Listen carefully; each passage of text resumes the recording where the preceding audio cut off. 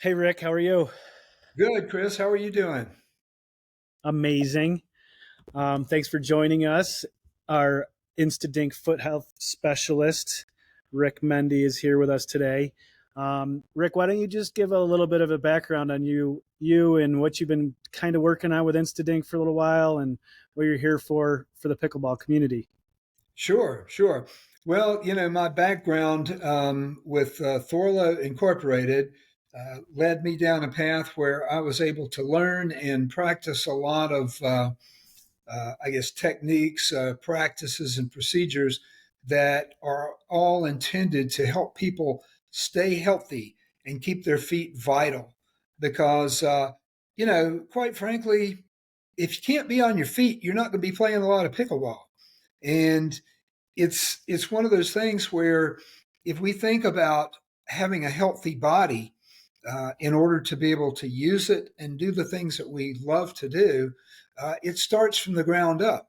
If your feet are not in good shape, then the rest of your body, it doesn't matter what kind of shape you're in from the knees up, so to speak.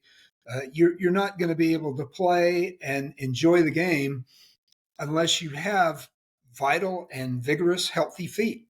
So we're all about, at Thorlo, we were all about just taking proactive care of the feet, preventive, not waiting until the feet let you down, because over time, your feet they're going to age like the rest of your body. You're going to lose the fat pad protection that's on the bottom of your feet, and they're going to start to hurt at some point. So, to the degree that we can forestall that inevitable decline of the feet, it's going to be much better for you as a player, as a person. You're not going to be walking around going, ouch, ouch, oh, that hurts every time you take a step. That's not what you want, because that's going to put you in a situation where you're just not going to be able to do things that you enjoy doing. Pickleball, of course, being one of them. So we're trying to take that mentality, that preventive foot health mentality, and introduce it into the world of pickleball, because it is a very, what would you say, a very foundational principle of pickleball. You've got to be in pretty decent shape to play and enjoy the game. And people who play usually play lots and long time, long sessions as well. So you've got to have good vital health in your lower extremities. And again, starting with your feet, that's where it all really counts. So to bring that home, to what InstaDink is all about, it's one piece of the puzzle, but a very important piece. And, your feet are your firm foundation, or they're your vulnerable Achilles heel. No pun intended there. And that's not what we want. We want people who have good, healthy feet, whose feet are well protected, who can stay out there and play for as long as they want to and enjoy the game as much as they possibly can. No, I love it.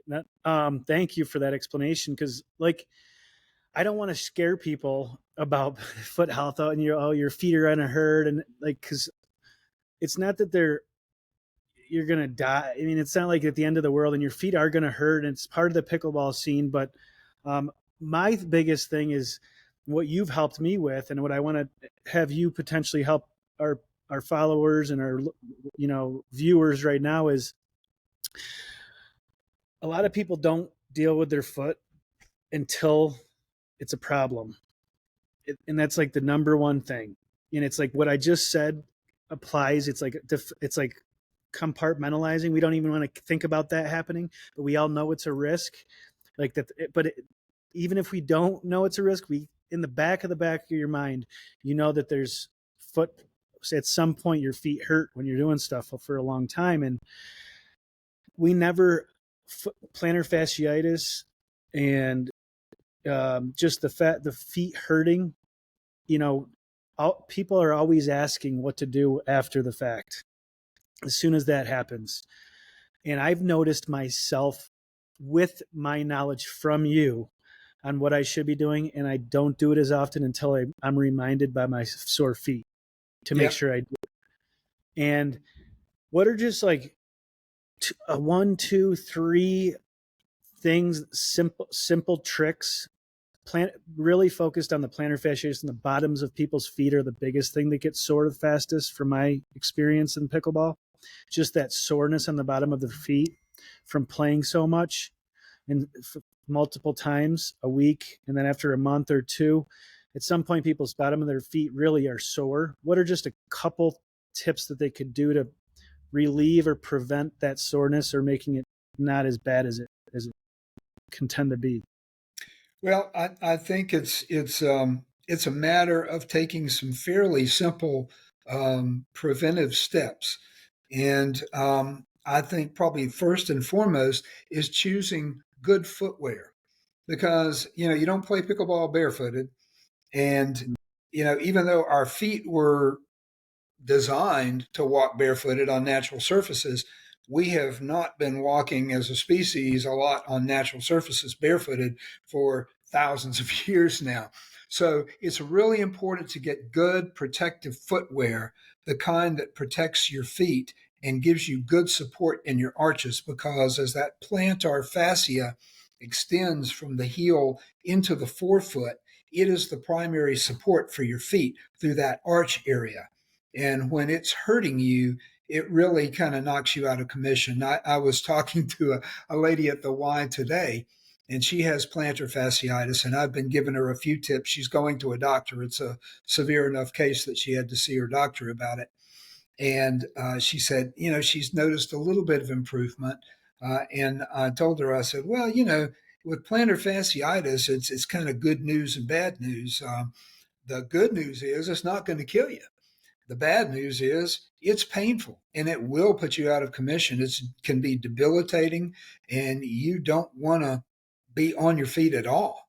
So the first and foremost is to get good arch support in there. And you can do that with a good pair of shoes. If you've already got plantar fasciitis, it's probably going to be necessary to augment arch support with an insert that gives you your arch some support and protection there. And then with the good footwear along those lines, we want to wear some good protective socks. The socks are important because they protect your skin from the shoe. Now, even the best pair of shoes that you put on can abrade, can cause blisters on your feet if you're not protecting your feet with socks. So we always recommended padded socks, and they can be thicker or thinner depending on how vital and how vigorous your feet already are. But some form of padded protection really helps reduce the propensity to get blisters, to the shock and the impact that you're going through when you're running and stopping and starting and doing the typical foot movements of plantar fasciitis. So number one is good footwear and good socks. Number two, get ready to play. Warm up properly, stretch your feet, get a towel and wrap it around the ball of your feet and grab both ends of that towel and pull back on the top part of your foot to kind of stretch it out. Pull the toes back towards your shin and stretch it out. And then stand against a wall and kind of lean forward without lifting your heels, and do in the opposite, stretch in the opposite direction. So those types of things, not obviously not too hard. Stretching shouldn't kill you. Stretching shouldn't injure you, but just go enough to where you can feel it, and do that. And of course, you want to do a warm up or two, like maybe a quick running in place for, 30, 45 seconds, just to kind of get your blood flowing and warm up, get your muscles kind of warm and loose. Because, if you go from a standing start to full out action, those muscles have not had a chance to loosen up and warm up. So that's just as important in your feet as it is in the rest of your body. And then I guess the final thing would be to just take generally good care of your feet. Um, look at them frequently. Make sure there's nothing, no bruising, no cuts, no lesions on your feet. make sure that you keep them clean. Exercise good hygiene. Athlete's foot can be a problem, and really bad cases of athlete's foot can also make it so painful and so uncomfortable that you may cut short your playing time. So footwear, warm up and stretching, and good proactive foot care, including good proper hygiene. Those are the three things that I would say will take you a long way towards keeping yourself ready to play. I love it. Thank you. Let's get one more because I want to do those three, and then one more, which is a warm down Yeah. at night. What type of things to like when you play along 3-4 hours, even if you do all this stuff, we do everything perfect, there is still tightness. It's like working out any muscle. You lift all day, your biceps are going to be sore, so you're going to want to do some sort of stretching, and some dry needling or whatever. And I've learned to roll a ball on the bottom of my feet, or an ice cube or something on the bottom of my feet. Two things you've told me, which is after playing, putting sandals on or shoes or slippers anytime we're walking on hard surfaces. I feel like that's just like needs to be known everywhere.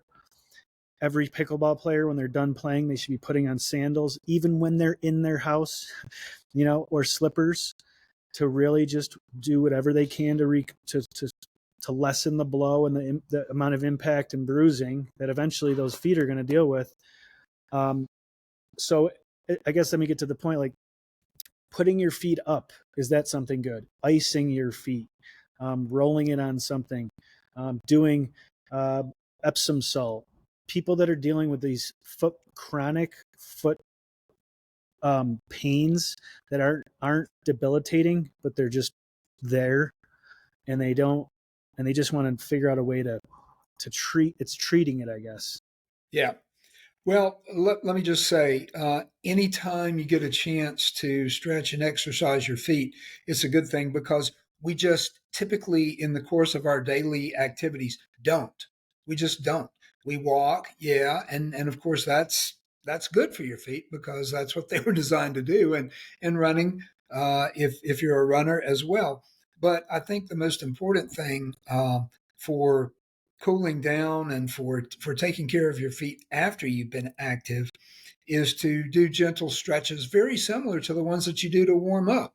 I don't know, how many folks that we interact with on a daily basis are real big runners, but I used to be, not a great runner, but a consistent one. Let me just put it that way. And I always warmed up conscientiously and cooled down conscientiously, because I didn't want to pull a muscle.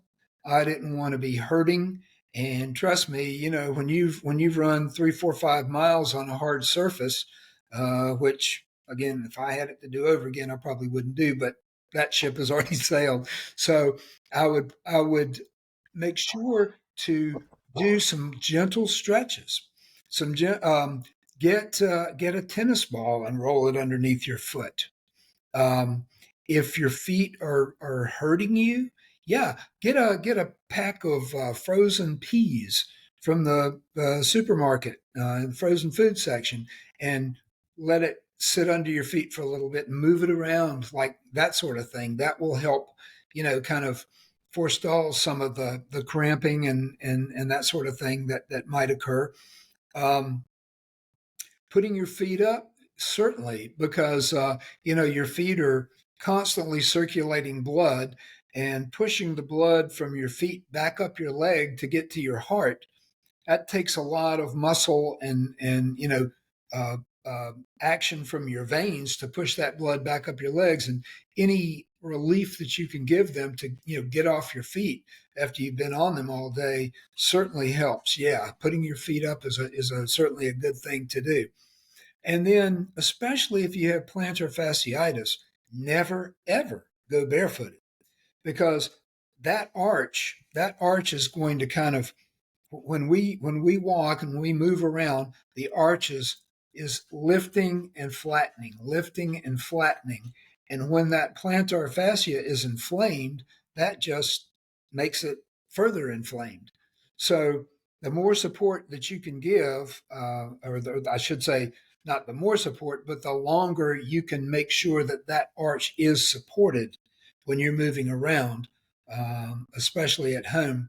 You don't want to be walking barefooted on a hard floor or even a carpeted floor because it's just not good for that plantar fascia. It's overworking it. So, That's where the inflammation so, comes from. so let's like kind of break this down into layman's terms and more just like why that's what is plantar fasciitis. So it's like the bottom of the foot. If you have a high arch is like this, Mm-hmm. and this is the muscle that's pretty much the plantar fasciitis Yep. muscle. Yep. These are the toes. Yep. And then the flatter your foot is, if you're a flatter person, you're more like this. And then you have the fat pads underneath your sole like this Mm-hmm. right here. And so what happens is this muscle gets worked a lot, like going like this, right? Yeah. That's the The foot is definitely analogous, to the hand. It's got the appendages, the toes that where they push off when you're walking. Your toes are what pushes you off, and then your heel is typically what takes the impact. But then, as your heel takes that impact and your foot flattens out, that arch flattens and the toes spread. And then when you push off from your foot, all that plantar fascia is lengthening and shortening, lengthening and shortening. And when it's yeah. inflamed, when it lengthens like that, it tears the little fibers that are already inflamed. So that's why, rest and curtailing your activity is necessary for healing in plantar fasciitis. But the Well, more support that you can give that arch, the better. that's kind of what I'm taking it a step farther, or is it not farther, but just more layman's back to the why is in letting people understand what is plantar fasciitis. This foot, the toes are here, the heel is here, toes are here, and people say, "Oh, my heels hurt," and some people say my balls of my foot hurt, and some people say the middle of my feet hurt. And I just want to be clear, and I just want to make sure you tell everybody, but that's the plantar fasciitis is something that runs from your heel to your toe. So Yes. it can come in the pains and that you can rupture and pull in multiple areas. Sometimes it's just in the heel, and sometimes it's just in the middle of the foot, and sometimes it's right in the forefoot where the balls are. Is that Yeah. correct? Yeah. Most frequently, it occurs in the right in front of the heel area there. But you're right. That plantar fascia, it has a 1 point attachment to the calcaneus or the heel bone, and then as it gets up to the forefoot, it branches into um, five distinct bands that attach to each of the toes underneath the toes, and that is what supports your entire foot. And those are all considered plantar fascia.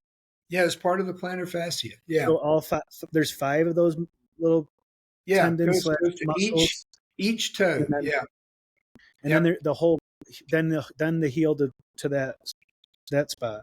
yep, yep. So So that's wild. That's why it's people. It says everybody says plantar fascia. It's like it's not that one little thing. It's your whole bottom of your foot.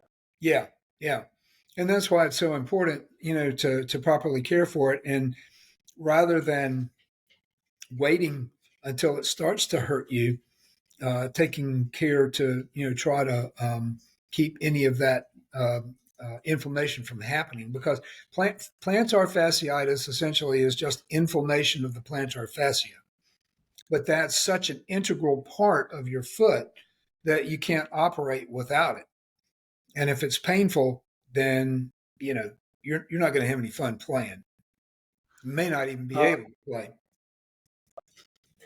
yeah. So that's like one of the problems too that people have, which is I don't want to keep making this like this fear factor of everything. It's more like this is what you should be just doing really simple 5-10 minutes a day, and you should be okay. Just make sure you have the right types of shoes.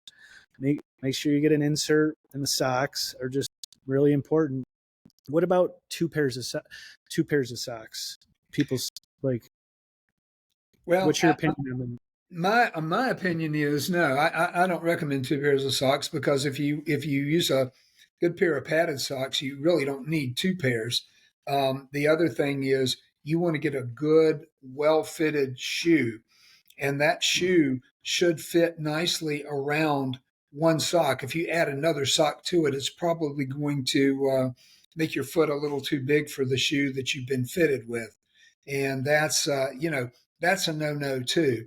It's even it's actually better to have a shoe that's slightly too large for you than a shoe that's too small. You can Ooh, get into that's good. other things. That's a good. That's Yeah, really good piece right there yeah. to know. Because that can cause other things like trauma to your toes and bruising your toenails, and you don't want that either. It's the type of thing where if you have been fitted, you've got about that much space, probably about a half an inch or so in the front of your shoe. That's how much you need, because your foot, when it spreads out, when you're full weight bearing position on your feet, your foot lengthens. Uh huh. Like you showed earlier, when your foot flattens out, it elongates and it widens because it spreads. And Now that's what helps us move. let's pivot right into this, because this is I don't want to overwhelm everybody with too much stuff, but the plantar fascia, and then also why it's so prevalent in the basic human body of what we just described in another concept, which is the fat pads on the bottom of your feet. As you age, most people's this is I'm not this smart. Rick taught me all this. Your feet get bigger with age, and I always wondered why. And that is really important piece to just explain here to the audience for them to know. Yeah. Well, there are sort of, two key things that happen with the feet as we age. One is we lose that fat pad protection. If you've ever seen a little baby's feet, you know what I'm talking about. Those fat pads on the forefoot and the heel. They're chubby little pads that they walk around on. Well, eventually they walk around on them. And the second thing that happens is our tendons and muscles begin to loosen up a little bit. Our feet tend to elongate as a result and spread. So that usually necessitates the need for a larger shoe size. Might be a half a size, a full size for some people. It might be as much as a size and a half to two sizes, because that's just what happens to your body. And those muscles and tendons are not quite as resilient as they used to be, unfortunately. And so those things can lead to just a higher probability for injury, and we want to try to keep that from happening. That's why it's so important to wear that proper footwear. And again, a good pair of padded socks can help compensate for the loss of that fat pad protection. Because what happens is, I don't want to get too much into the weeds here, but the fat pads, as they start to thin out and lose that protection, expose the bones, the tendons, the nerves, the blood vessels in the feet, of which there are literally thousands, to potential damage, to potential injury. And so without that That's what I protection, was getting at, is that double whammy of the fat pad's getting thinner. It's exposing everything under the hood. yeah, Not only the plantar fasciitis is always going to be a problem anyways. Now it's exposing it with less protection on top of everything that connects to the plantar fascias. So there's just so many more variables, but it's just all back to the importance of that cushion in the right shoe. And these things should not be a problem. yes. And also, and we don't want to dismiss the significance of the foot getting larger as we get older too, because I always wore somebody tells you I always wore a size 10. Well, if you're 50 plus, and you always wore a size 10, it's more likely now that you might have to use a size 10 and a half or an 11 to accommodate the increase in size of your feet, because I can just about guarantee you that they will have gotten larger over time because of that. The funniest thing is this is like the universe put this in, because like I like to travel light, okay, and I've been living away from home for years, but I always had the same. My dad's wears my jeans right now, okay, he's wearing Yeah, my old jeans, but I'd like to wear his shoes when I have to bring my 14 pairs of different types of shoes, golf shoes, pickleball shoes, gym shoes. yeah, We 9.5 his whole life. All of a sudden I go home the last like 8 years and it's a 10.5. I'm like digging through. I'm like, where's your 9.5s? yeah, yeah, So, no, I'm at 10.5 now. And I'm like, damn, that's weird. And I didn't even I mean, I obviously put two and two together when you told me this was like a year ago, but before that, it still was like, man, he always used to just wear my size shoes. I always like thought that he was like not wanting to get the bigger ones yeah, because, yeah. but it's pretty, That's it was, that's just that's just what happens as we get older, and that also kind of points to the need to make sure that whenever you do buy new shoes, that you get measured, because shoe sizes, can vary all over the map. A 10 oh, is it, not a 10 is not a 10. It can vary by brand. It can vary by it's, model. Yeah, it's my problem with why we haven't partnered with a specific, you know, shoe company is we can't sit here and tell you that everybody's got their own size shoe. It's all about width and length and cushion and arch. So inserts are really probably my first thing. Well, the socks, you obviously know we got the socks that you yeah, recommended, and yeah. but so this has been good. I hope it's not too much for everybody, but I think it was a good little recap intro with Rick. Rick, for people that don't know, and he didn't really tell you, he was in the pretty much the one of the top special. Yeah, I don't want to. I don't. You can probably say it better for me. At Thorlos, who's the number one tennis sock out there, all about foot health. They're all about preventative health. They did a lot of diabetic stuff with just diabetes, and that's because there's a big market there, and then really tennis and active people. And Rick has just a wealth of knowledge, and he's been just helping us in every way. Just pass that old knowledge onto the pickleball community. So Yeah, thank yeah. you, Rick, for all this. You're welcome. Your dog is fine. We hear him, and he's fine. You She can say just something. she just grabbed my power cord. No, no. Good. People like the realness of that in the video. So let us know if anybody has any specific questions for Rick. We'll be keeping up updates going with different things, and anything that people want to discuss more, let us know, and we'll make sure we address it. But Rick, thank you so much. You're welcome. It's my pleasure. All right, no problem. Look forward to having you explain more tips and tricks to the audience soon. I'll look forward to it too. Good. Have a good one. All right.